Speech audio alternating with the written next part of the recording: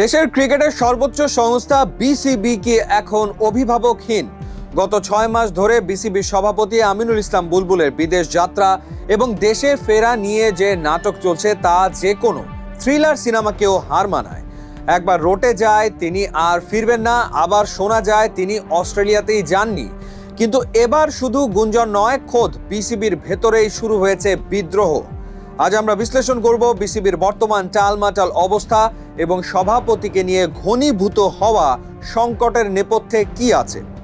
Aminul Islam বুলবুলের Australia যাওয়া নিয়ে গত কয়েক মাসে হাজারো গুঞ্জন চাউর হয়েছে। মাঝে রটে গিয়েছিল তিনি সিঙ্গেল টিকিটে দেশ ছেড়েছেন এবং আর ফিরবেন না, যদিও পরে জানা যায় তিনি সেবার অস্ট্রেলিয়া যাননি। সর্বশেষ তথ্য অনুযায়ী তিনি জাপানে এশিয়ান ক্রিকেট কাউন্সিলের মিটিংয়ে ছিলেন, তবে তার ফেরার তারিখ নিয়ে চলছে ধোঁয়াশা। কেউ বলছেন 26শে মার্চ, কেউ বলছেন 28 বা 29 মার্চ। সভাপতির এই অনুপস্থিতি বোর্ডকে কার্যত স্থবির করে দিয়েছে। বিসিবির অন্দরমহল এখন আর শান্ত নেই। গত 6 মাসের মধ্যে 2 জন প্রভাবশালী পরিচালক পদত্যাগ করেছেন। প্রথমেই পদত্যাগ করেন পরিচালক ইশতিয়াক সাদেক। মিডিয়া কমিটির সাবেক প্রধান আমজাদ হোসেন সভাপতির রোষানলে পড়ে পদচ্যুত হন এবং অভিমানে পরিচালক পদ থেকেও ইস্তফা দেন। সভাপতির একক সিদ্ধান্তে প্রেস রিলিজ দেওয়া এবং গুরুত্বপূর্ণ বিষয়ে পরিচালকদের সঙ্গে আলোচনা না করায় বোর্ডের ভেতরেই এখন ব্যাপক বিভক্তি। বিসিবির গত অক্টোবরের নির্বাচন নিয়ে উঠেছে স্বচ্ছতার প্রশ্ন। ঢাকার 50টি ক্লাব এবং জেলা বিভাগীয় সংগঠকদের লিখিত অভিযোগের ভিত্তিতে জাতীয় ক্রীড়া পরিষদ এনএসসি একজন সাবেক বিচারপতিকে প্রধান করে 5 সদস্যের তদন্ত কমিটি গঠন করেছে। সাবেক ক্রীড়া উপদেষ্টা আসিফ মাহমুদ সজীব ভুঁইয়া এবং বিসিবি সভাপতির অযাচিত হস্তক্ষেপের মাধ্যমে এই নির্বাচন হয়েছে বলে অভিযোগ উঠেছে। অস্ট্রেলিয়া ও জাপানে বসে আমিনুল ইসলাম বুলবুল এই কমিটির বৈধতা নিয়ে প্রশ্ন তুলেছেন এবং একাই বিসিবির ব্যানারে এর বিপক্ষে প্রেস রিলিজ দিয়েছেন, যা বোর্ডের অন্য পরিচালকরা মেনে নিতে পারছেন না। তদন্ত কমিটির কাজ এখন শেষ পর্যায়ে। আগামী 4 এপ্রিল কমিটির 15 কার্যদিবস পূর্ণ হতে যাচ্ছে। বিসিবি সভাপতি দেশে ফিরলেই তাকে এই তদন্ত কমিটির মুখোমুখি হতে হবে। আগামী 5 বা 6 এপ্রিলের দিকে এই চাঞ্চল্যকর তদন্ত রিপোর্ট প্রকাশিত হতে পারে। এই রিপোর্টের ওপরই নির্ভর করছে বিসিবির বর্তমান কমিটির ভবিষ্যৎ।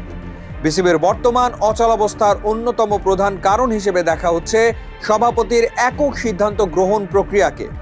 বোর্ডের ভেতরে অভিযোগ উঠেছে যে আমিনুল ইসলাম বুলবুল দীর্ঘ 1.5 মাস দেশের বাইরে থাকলেও কাউকে ভারপ্রাপ্ত দায়িত্ব দিয়ে যাননি। এমনকি মিডিয়া কমিটির চেয়ারম্যান আমজাদ হোসেনকে পদচ্যুত করা এবং গুরুত্বপূর্ণ প্রেস রিলিজগুলো অন্য পরিচালকদের অন্ধকারে রেখে প্রচার করা বোর্ডের ভেতরে একটি গণতান্ত্রিক সংকটের জন্ম দিয়েছে। বেশ কয়েকজন পরিচালক ও 2 জন সহ সভাপতি সরাসরি এই অযাচিত হস্তক্ষেপের বিরোধিতা করেছেন, যা প্রমাণ করে যে বিসিবির অভ্যন্তরীণ চেইন অফ কমান্ড এখন পুরোপুরি ভেঙে পড়েছে। জাতীয় ক্রীড়া পরিষদ এনএসসি কর্তৃক গঠিত 5 সদস্যের তদন্ত কমিটি এখন বিসিবির জন্য সবচেয়ে বড় মাথা ব্যথার কারণ। কমিটির প্রধান হিসেবে একজন সাবেক বিচারপতির উপস্থিতি ইঙ্গিত দিচ্ছে যে এই তদন্ত কেবল লোক দেখানো নয়। অক্টোবরের নির্বাচনের স্বচ্ছতা নিয়ে ঢাকার 50টি ক্লাব এবং জেলা বিভাগীয় সংগঠকদের করা অভিযোগগুলো যদি সত্য প্রমাণিত হয়, তবে বিসিবির বর্তমান নির্বাচিত কমিটি আইনিভাবে অবৈধ ঘোষিত হতে পারে। আগামী 4 এপ্রিল তদন্তের সময়সীমা শেষ হওয়ার পর 5 বা 6 এপ্রিল যে রিপোর্ট প্রকাশ হবে তা বিসিবির ইতিহাসে এক অভাবনীয় মোড় ঘুরিয়ে দিতে পারে। আমিনুল ইসলাম বুলবুল দেশে ফিরে এই তদন্ত কমিটির মুখোমুখি হয়ে কি সাফাই দেন তার ওপরই নির্ভর করছে দেশের ক্রিকেটের এই সর্বোচ্চ সংস্থার ভবিষ্যৎ নেতৃত্ব। বিসিবি সভাপতি কি পারবেন সব অভিযোগ উড়িয়ে দিয়ে নিজের চেয়ার টিকিয়ে রাখতে, নাকি তদন্ত কমিটির রিপোর্টে বেরিয়ে আসবে কোনো বড় অনিয়ম? দেশের ক্রিকেট যখন মাঠের পারফরমেন্স নিয়ে চিন্তিত, তখন প্রশাসনিক এই অস্থিরতা বিসিবিকে কোন দিকে নিয়ে যায় সেটাই এখন দেখার বিষয়।